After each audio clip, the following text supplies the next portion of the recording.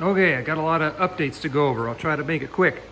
First of all, Aaron, my neighbor, had access to a four-corner scale, so I was able to weigh it and find out the total weight, which is 842 pounds.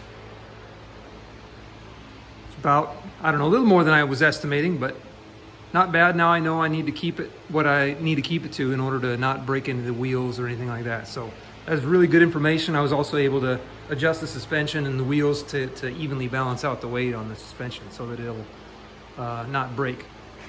And next thing I want to show you, these are the hatches. This here is the driver's hatch, and over there is the co-driver or the hull gunner's hatch. So these are mimicking the real one. Maybe I'll drop in a picture. But here you can see the hatch has got the gun mantlet directly above it here. So it looks like it won't open, but this hinge is inclined at 35 degrees, and this is all to scale accurate. So when you open this hatch, it actually swings out of the way and clears that mantlet. Same on the other side. And then to have a periscope, I've got this old Kindle Fire that's been sitting in a drawer nobody's been using for years. So how this works is there's a little camera up there, right? And on the inside you have the display.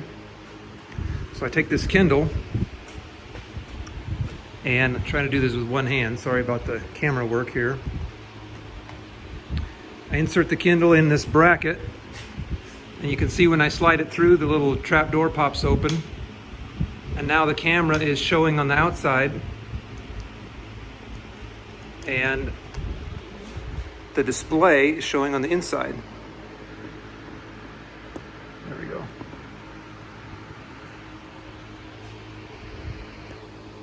So now I'll go ahead and close that.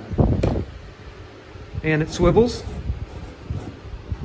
And now the camera is pointing out, and then I'll go inside the tank and show you what it looks like from the inside. Before I do that though, up here is the commander's cupola. The sides aren't on it, but the framework is all there. And there's a hatch on top that opens. So that'll give some means of looking out. There'll be little windows here, but it won't quite look like that. So we'll have the cupola for looking out, the two periscopes in the hatches, and then there's one more hole I need to drill about right here for the gun sight. All right, let's go for a tour inside. So here's the inside of the turret. So that's the inside of the gun there. There's a fan for cooling, and there's the periscope, driver's seat and controls. And then up there's the cupola. And then first I'll show you how that periscope works. So there's the periscope, and like I said, it swivels so you can get a peripheral view if you need to. I gotta cut these screws off and clean that up a little bit, but anyway, that works pretty good. There's room for a second one over there, and this is adjustable so I can fit iPhone in there or whatever device you want. So this is the traverse crank, so that rotates the turret. And then this is the mechanism I came up with for elevating the turret. So just do that, and I had to take, this is a 3/4 inch diameter steel bar. I had to drill and tap a hole through there so that it can swivel up and down as it goes. You can see a little better. And so it'll go up 25 degrees or down 10 degrees below level. So it's got 35 degrees of range of motion. So there's the crank for the elevation. This is traverse. And then here's the gun, which is now, I've got an airline hooked up to it, but it's not totally done yet. And of course I need to drill a hole here for the gun sight.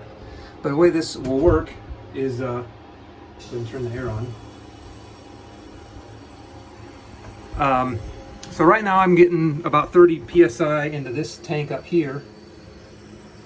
And this is a sprinkler valve which I modified and added this trigger here. So what'll happen is when I pull this trigger, it'll dump all the air out of this cylinder and through this tube here and into this chamber, which is the back end of the cannon. So you'll put your balloon in here, screw this cap in, squeeze the trigger, then it's ready to go after it fills the air chamber in a few seconds. That's it. So once I get the tank mobile again, we'll get out on the street and set the pressure to a safe level to keep it throwing just like 20 or 30 feet, something real slow and safe and easy.